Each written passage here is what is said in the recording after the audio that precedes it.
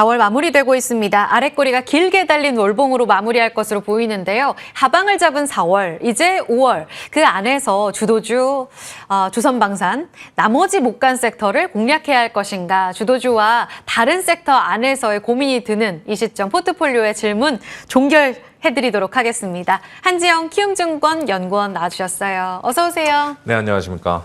네. 제가 좀 부담스러운 숙제를 드렸죠. 종결까지는 아니더라도 제가 그냥 종결을 짓는데 조금이나마 도움은 드리고자 합니다. 좋습니다. 바로 출발해 볼게요. 일단은 이게 종결되려면 고민을 마무리하려면 관세 이슈가 조금은 잠잠해야 되지 않겠습니까? 그렇죠. 지난주에 확실히 트럼프가 한 발 뒤로 가는 트럼프 대통령의 달라진 스탠스에 시장이 환호를 했어요. 그런데 월가는 조금 아직 불안해하던데 최악을 지난 게 맞습니까? 네, 최악을 지난 게 맞기는 한데 그래도 불확실성 자체는 여전히 있다라고 보고 있어요. 왜냐하면은 중국이랑 지금 미국이랑 서로 나는 너희들이랑 연락한 적 없다, 연락했다 이런 진실 공방이 펼쳐지고 있고 조금 전 오늘 새벽에 트럼프 트윗 보니까 트루스 소셜 보니까 관세로 인해서 뭐 미국인들은 부유해질 거다. 뭐 미국은 뭐 금싸라기 땅이 될 거다. 이런 식의 이야기하고 있으면 투자자들 입장에 골치가 아프죠. 그래서 결국엔 트럼프의 이 관세 불확실성 자체가 남아있기 때문에 저희가 뭐 바닥은 확인했고 그다음에 악재상으로는 정점을 통과했는데 위로 올라가는 탄력 같은 경우는 이전에 폭락장 이후 V자 반등 기대하기가 조금 어렵다라고 보시면 될 것 같고요. 딱 그래서 그냥 오늘 저희가 나누는 주제가 핵심일 것 같아요. 순환매 계속 도는데 어디에 좀 더 실어야지 우리가 확률을 높여갈 수, 승률을 높여갈 수 있을까? 그게 관건이 아닐까 싶습니다.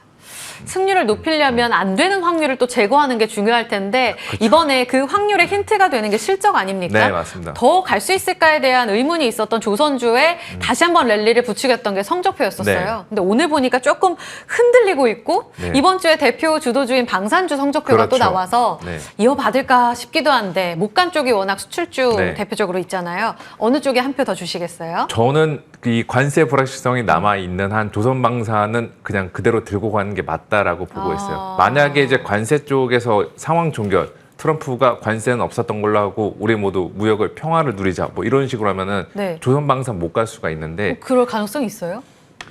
지금은 낮다라는 거죠. 그래서 이게 뭐 5월 한 달 동안만 하더라도 결국에는 관세 불확실성이 계속 시장에 있으니까 이럴 때는 관세 무풍지대인 조선방산에 저는 몸을 계속 실어 놓는 게 맞지 않나라고 보고 있고 물론 이제 지금은 신규 진입자들에게는 가격이 좀 부담될 수가 있잖아요. 워낙 좀 높이 올라왔으니까. 그분들은 중간중간에 이들도 단기 뭐 수급 쏠림 현상, 밸류에이션 부담 이것들로 조정이 나올 여지가 있다라고 보고 있거든요. 그때 매수 기회로 삼는 게 맞지 않나라고 보고 있고 뭐 낙폭과대주 대한민국의 조선방산 빼고 낙폭과대주 아닌 주가 없기는 한데 반도체, 자동차와 같이 관세 피해주 같은 경우도 지금은 이미 관세에 대해서 주가 조정을 몇 개월째 맞아왔고 밸류에이션 부담도 크지 않기 때문에 이들은 분할 매수 관점으로 좀 긴 호흡으로 접근해 가시는 것이 맞다. 이렇게 좀 말씀을 드릴게요. 좋습니다. 반도체 여전히 나쁘고요. 그 구간 안에서 계속 수급이 돌고 도는데요. 성적표와 함께 다시 한번 조금 엇갈린 해석이 나왔던 섹터가 이 전력망, 변압기 쪽이거든요. 그리고 새롭게 정책 모멘텀으로 떠오른 쪽이 친환경, 그리고 수주기약 모멘텀으로 오늘 또 원전이 슈팅이 나오고 있습니다. 이쪽으로의 온기 확산은 계속 말씀하신 관세 리스크가 있는 동안에는 여기도 힘 받을 수 있을까요? 그렇죠. 그런데 이제 이쪽 전력기기 같은 경우는 결국에는 관세보다는 더 중요한 게 이제 AI 쪽 업체들, 하이퍼스케일러 업체들의 캐펙스 변화 여부가 관건인데 일단 뭐 첫 스타트는 저희가 잘 끊었잖아요. 알파벳이 이제 755달러 컨셉보다 높게 제시를 하면서 이제 AI 쪽에 대한 모멘텀도 한번 만들어줬고 이번 주가 사실상의 본 게임이 아닐까 싶어요. 엔비디아 빼고 나머지 빅테크 업체들 전부 다 발표가 됐는데 이들의 캐펙스 투자가 얼마나 줄어들지 늘어날지 이게 관건이다라고 보시면 될 것 같습니다. 대신에 저 같은 경우는 얘네들이 뭐 네 업체 중 한두 개는 줄어들 여지가 있긴 하고 나머지 두 개 업체들도 생각보다는 덜 긍정적으로 제시할 소지는 있기는 해요. 그러면 시장은 한번 쇼크를 받을 텐데 이게 오래 가진 않는다. 왜냐하면 미국도 결국에는 큰 그림에서 봤을 때 AI 쪽 패권 경쟁에서는 본인들이 중국을 이겨야 되는데 이 빅테크들 제동을 계속 걸지는 않을 거다. 그러면 이들 역시도 그 캐펙스에 대해서 향후에 다시 조금 긍정적으로 가져가지 않을까라고 보고 있어서 저는 지금 말씀드린 전력기기, 친환경 그리고 원전 이 세 개 업종에서 택 하나를 하면은 저는 지금은 전력기기가 좀 좋지 않나라고 보고 있고 원전 같은 경우도 뭐 들어가 볼 만은 할 것 같아요. 여기는 이제 정책 테마라는 그 대선 테마랑 좀 같이 결부된 측면도 있는데 여기도 우리 그 다른 업종들과는 다르게 수주를 베이스로 하는 사업이잖아요. 결국 지금은 저는 조선방산이 갈 수 있는 것도 수주, 네. 원전도 좀 주목해야 되는 거 수주. 왜 수주냐? 다들 1분기 이후에 2분기 때 뭐 수요 공백, 관세로 인한 수요 변곡점, 불확실성, 2분기 이후 실적 우리가 믿을 수 없다. 이런 식의 좀 분위기가 많이 형성이 되어 있잖아요. 그럴 때에는 그래도 실적의 가시성이 있는 게 물량이 따박따박 나오는 수주 산업 베이스. 여기에 이 업종들은 오히려 그 관세로 인한 수요 불확실성에서 좀 벗어날 수 있기 때문에 이런 관점에서 한번 바라보셔도 원전도 괜찮지 않을까라고 보고 있습니다. 우선순위가 전력기기, 원전 순위고 네. 그 배경 전제에는 여전히 기승전 관세 리스크가 있습니다. 네. 이 면을 잘 해석해 주시고요. 전력기기 이야기 해주시니까 반도체 바로 연결지어 여쭤보고 싶습니다. AI 인프라랑도 직결이 네. 되어 있기도 하고 이번에 하이닉스가 실적 잘 나왔는데 네. 그거 다 선주문 당긴 거야. 그렇죠. 하반기 안 좋을 거야 라면서 모건 스탠리 또 한 번 이렇게 네. 자극하는 리포트까지 나와서요.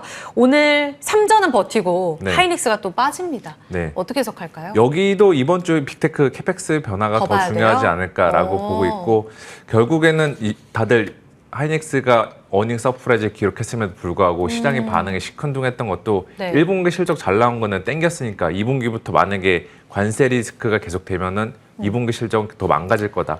이 우려들이 반영이 된 거죠. 근데 저는 관세 리스크, 이 관세에 대한 그 불확실성 같은 경우는 2분기 지나면은 많이 해소가 될 것 같아요.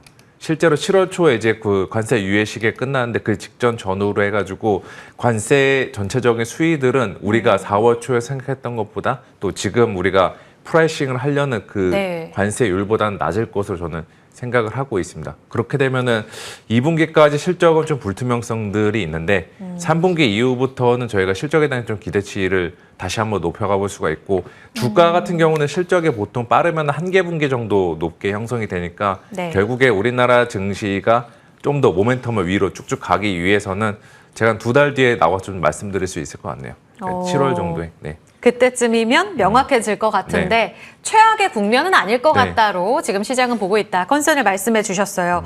그러면 소부장단도 지금 거의 뭐 줄줄 흘러내리고 있는데 네. 다 이 최악이 반영되고 있는 건지 하이닉스는 그냥 못 간다 정도면 소부장들은 네. 더 저점을 낮추고 있잖아요. 네. 실적 잘 나온 SNS텍도 또 못 가고 여기에 대해서도 모아가는 전략이 유효한 거예요? 그렇죠. 저는 반도체 밸류체인족들은 이미 이들 뭐 대형주 말고도 네. 소부장들도 이미 4월 초에 어지간한 관세에 대해 우리가 상상할 수 있는 관세 충격들은 다 반영해왔고 이후에 회복 탄력이 얼마나 중요한지 그 국면으로 넘어갔다라고 보시면 될 것 같습니다. 좋습니다.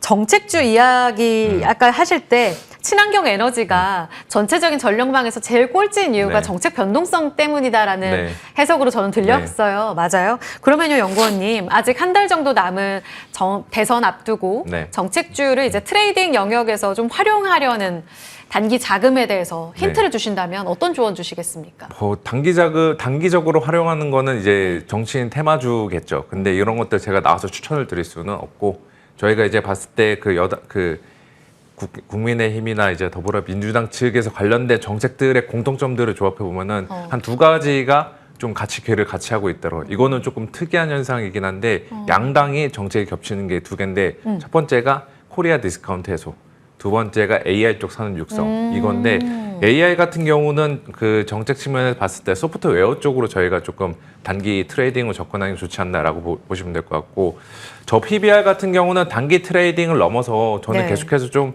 가지고 갈 만한 업종이라고 보고 있어요. 은행이 될 수도 있고 아니면은 지주사가 될 수 있고 단순히 PBR이 낮은 업종들이 될 수 있고 그래서 저 PBR은 아마 누가 대통령이 당선되건 간에 네. 지금 개인 투자자들의 그 투자 참여 문화 활성화 이런 것들을 반영해 봤을 때 그 정권이 어떤 형식으로 형성이 되든 간에 계속해서 이쪽 증시 활성화에는 신경 쓸 것 같다. 그러면 저 PBR주들은 그 중심에 있을 거다. 이렇게 말씀을 드리겠습니다. 그리고 또 하나 이 대선을 앞두고 기대하는 쪽이 추경 아닙니까? 네네. 내수를 부양하려는 양당의 과제 그리고 모두의 이제 과제를 안고 있어서 대선 앞둔 5월 한 달 동안 이를 반영하지 않을까 싶거든요. 네. 5월 전체적인 전략 이를 녹여서 세워본다면요. 네, 그 추경이랑 여러모로 조기 대선 기대감 같은 경우가 뭐 성장률을 끌어올리고 한국 증시 전반에 모멘텀을 만들어줄 거다. 저는 이렇게 보진 않고 미국발 악재들, 불확실성들의 하방을 막아주는 역할을 할 것 같아요.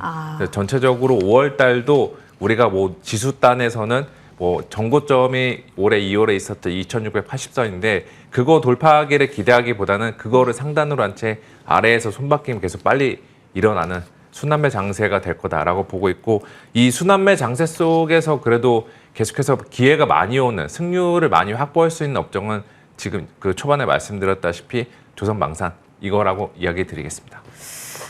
조선방사는 이제 홀딩 관점 그쵸. 그리고 만약에 아까 지수 상단을 얼마로 주셨죠? 2,500. 정고점 돌파는 어렵다. 2,680으로 보시면 될 것 같아요. 네. 그러면 그 아래에서 조정시로 이제 매수 관점으로 삼을 수 있는 쪽은 아까 전력기기 힌트도 주셨잖아요. 네, 맞습니다. 또 다른 섹터들 더 힌트가 있어요?